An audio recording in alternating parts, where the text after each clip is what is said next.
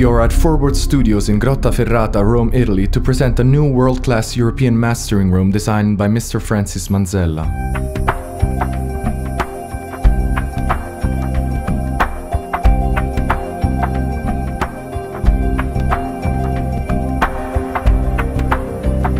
He is the president of Fancis Manzella Design Limited, a high-end design firm specialized in architectural acoustics and media facilities, based in Mahopac, New York.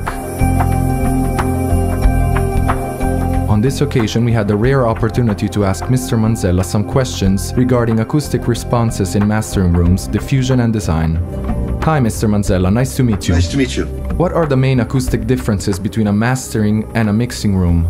The big difference always for a mastering room is the fact that you usually have freestanding speakers, no speakers in wall. So acoustically, this is a different type of design. When we design for speaker in the front wall, we design a different front of the room.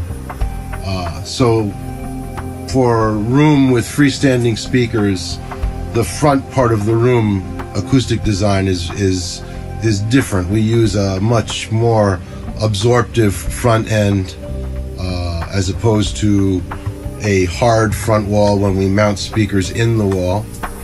And always we are very conscious of the reflections, early reflections, so this is common to both.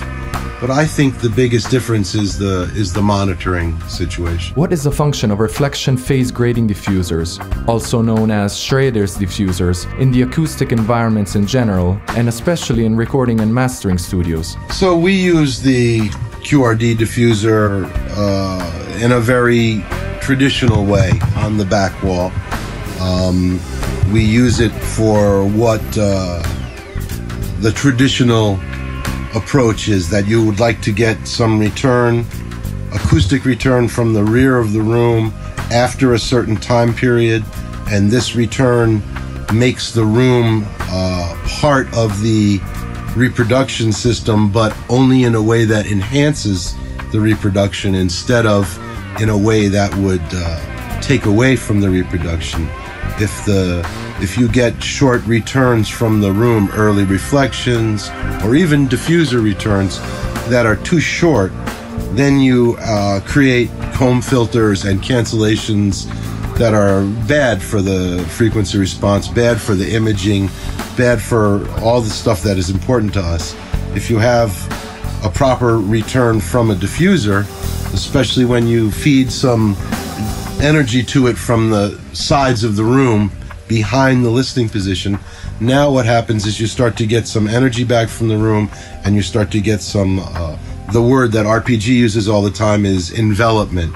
You get, surround is the wrong word, but you get involvement from the room, so it doesn't sound like a dead room. Dead room sounds very unnatural, unnatural to speak in, and certainly unnatural to listen to music in. So the idea is to get some return from the room that enhances the imaging and the whole spatial quality of the music. And this is the classic use for the QRD diffuser on the rear wall. What are the drawbacks, if any, of having diffusers in the acoustic environment? Okay, this is what we talked about earlier. I think that maybe I see sometimes diffuser be overused. And I'm talking about in listening environments, in control rooms. And I see diffusers being used in positions where maybe the return from the diffuser is too short, too soon. And I think that this takes away from imaging, can cause comb filtering that would be destructive to the frequency response. So I think that there is maybe valid application for this in rooms like home theater, or maybe a home listening environment where you don't have an acoustically designed space or acoustically treated space, and you're trying to break up some of the sound from hard surfaces. I understand diffuser could be a good way to deal with this, but in a critical listening room, in a mastering room or a control room, I think we have control over all the surfaces, so I choose to use the diffusers in a spot, usually in the rear, where they are not creating negative effects. I see other rooms sometimes with diffusers over the mixer or on the sides, and to me these returns from these diffusers are too short in time and probably causing bad effects. Although it may sound nice, it's not improving the accuracy of the room.